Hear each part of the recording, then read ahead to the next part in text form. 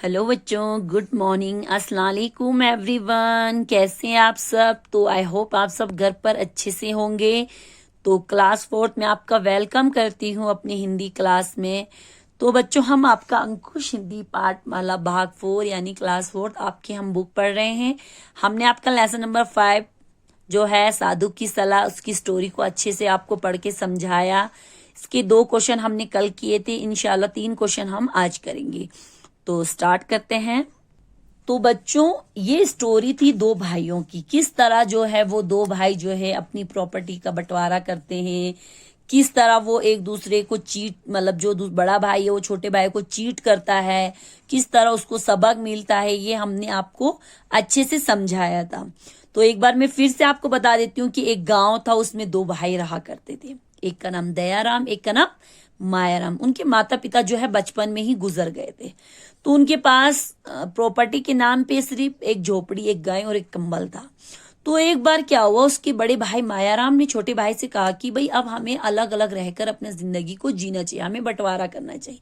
उसने कहा क्यों, आप मुझे ठीक से समझाए। उसने कहा ठीक है, हमारे पास इतनी प्रॉपर्टी तो नहीं है कि उसको हम अलग बांट के अलग रहे, लेकिन जो चीजें हैं उसी का इस्तेमाल हम बांटेंगे। उसने कहा ठीक है, जैसा आपने। उसने क्या किया, झोपड़ी का जो है अंदर का हिस्सा, बाहर का हिस्सा जो है वो दयाराम को दे दिया और आगे का हिस्सा, अंदर का हिस्सा खुद ने रखा। अब गाय को उसने कैसे बांटा, गाय का आगे का हिस्सा जो है दयाराम को दे दिया और आधे का पीछे का हिस्सा जो है उसने खुद रखा।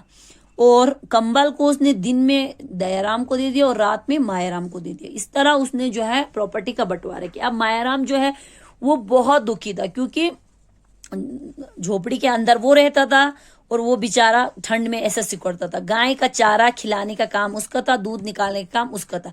कंबल रात को वो पहनता था, दिन में उसका क्या काम, दिन में वो कंबल का कोई फायदा नहीं उठा पाता था। अब वो अपने बंटवारे से बहुत दुखी, एक दिन उदास बैठा था। तो वहां एक साधु बाबा मिलते हैं। वो उसे पूछते हैं कि क्यों उदास बैठा है बेटा। तो वो बताता है कि इस तरह बात है, वो सारी बात डिटेल में बताता है। अब बाबा उसके कान में कुछ कहते हैं और मुस्कुरा देते, और वो मायाराम भी उस बात को सुनकर हंस देता है। अब देखो मायाराम ने क्या। अब मायाराम उस दिन शाम से पहले घर आ जाता है और आते ही सबसे पहले वो कंबल को टब में भिगो देता है, पानी में भिगो देता है। फिर रात को जब मायाराम शाम को जब मायाराम दूध निकालने जाते हैं तो वो गाय के आगे के हिस्से को हिलाना शुरू कर देता है, जिससे गाय जो है बौखलाकर लात मार देती है और मायाराम को फेंक देती है और मायाराम को चोट लग जाती है। अब मायाराम कहता है कि तुम ये क्यों करे हो, मेरी मर्जी, आगे का हिस्सा मेरा है, मैं कुछ भी करूं। अब वो रात को जब सोने जाते हैं तो वो कंबल मांगता है। कंबल वो उसको ला के देता है तो पूरा कंबल गीला। वो कहता है कि ये क्या किया। उसने कहा मेरा हिस्सा है, दिन में मेरा है, मैं कुछ भी करूं। अब मायाराम वाकई में कुछ नहीं कर सकता था, क्योंकि वो उसी का हिस्सा था। अब जब वो झोपड़ी के अंदर जा रहा था तो दरवाजा बंद करने के लिए जैसे वो बाहर आया तो उसने क्या देखा कि वो कुछ छिड़क रहा है। देखा मिट्टी का, अरे ये तुम क्या कर रहे हो, ये जल। उसने कहा बाहर का हिस्सा मेरा है, मैं कुछ भी करूं।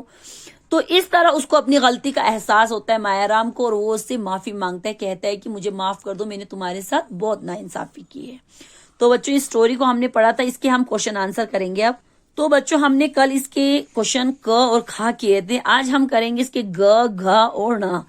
तो पहला, निम्नलिखित प्रश्नों के उत्तर दीजिए। जो निम्नलिखित यहाँ पे क्वेश्चन है, इनके आंसर हम आपको बताएंगे। तो बच्चों, पहला क्वेश्चन ग है, क्वेश्चन नंबर ग, मायाराम ने संपत्ति का बंटवारा किस प्रकार किया। जो मायाराम था उसने अपनी प्रॉपर्टी का जो बंटवारा है वो किस तरह किया। तो आंसर है बच्चों, मायाराम ने झोपड़ी के बाहर का हिस्सा दयाराम को दिया, अंदर का हिस्सा खुद रखा।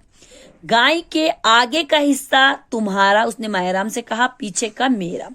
कंबल दिन में तुम्हारा और रात में मेरा। इस तरह उसने अपनी संपत्ति का बंटवारा किया। इस तरह उसने अपनी प्रॉपर्टी का बंटवारा किस तरह किया, क्योंकि उसने मायाराम ने झोपड़ी के बाहर का हिस्सा जो है दयाराम को दे दिया और अंदर का खुद रख लिया। और गाय के आगे का हिस्सा उसने दयाराम को दिया और पीछे का हिस्सा खुद रखा। कंबल उसने दिन में दयाराम को दिया और रात में खुद ने पहना। इस तरह उसने अपनी प्रॉपर्टी का बंटवारा किया। उसके बाद क्वेश्चन नंबर घ, दयाराम क्यों दुखी था। दयाराम क्यों दुखी था। तो आंसर है बच्चों, दयाराम बंटवारे के कारण दुखी था, क्योंकि बंटवारा ऐसा हुआ जिससे उसको नुकसान हो रहा था, उसके साथ नाइंसाफी हो रही, इस कारण जो है वो दुखी था। उसके बाद क्वेश्चन नंबर न, दयाराम ने अपने भाई को सबक सिखाने के लिए क्या किया। उसने अपने भाई को सबक सिखाने के लिए क्या किया। उसने देखो क्या किया, दयाराम ने अपने भाई को सबक सिखाने के लिए कंबल को पानी में भिगो दिया। मायाराम जब गाय का दूध निकालने आए तो उसने गाय का मुंह वाला हिस्सा हिलाना शुरू कर दिया। झोपड़ी के बाहर मिट्टी का तेल डाल दिया। इस तरह मायाराम को अपनी गलती का एहसास हुआ और उसने अपनी ज्यादती के लिए दयाराम से माफी मांगी। जब ये सारी चीजें उसने की उसके साथ तो उसको अपनी गलती का एहसास हुआ, तो उसने उससे माफी मांगी अपनी नाइंसाफी के लिए। तो बच्चों, यहां तक आपको अच्छे से समझ में आया किस तरह जो है ये क्वेश्चन आंसर जो है मैंने आपको लिखा है। तो बच्चों, पहला क्वेश्चन है मायाराम ने संपत्ति का बंटवारा किस प्रकार किया। तो आंसर है मायाराम ने झोपड़ी के बाहर का हिस्सा दयाराम को दिया, अंदर का खुद ने रखा। गाय के आगे का हिस्सा तुम्हारा, किसने कहा, ये मायाराम ने कहा, और पीछे का मेरा। कंबल दिन में तुम्हारा और रात में मेरा। इस तरह उसने अपनी संपत्ति का बंटवारा किया। उसके बाद क्वेश्चन नंबर घ, दयाराम क्यों दुखी था। दयाराम बंटवारे के कारण दुखी था।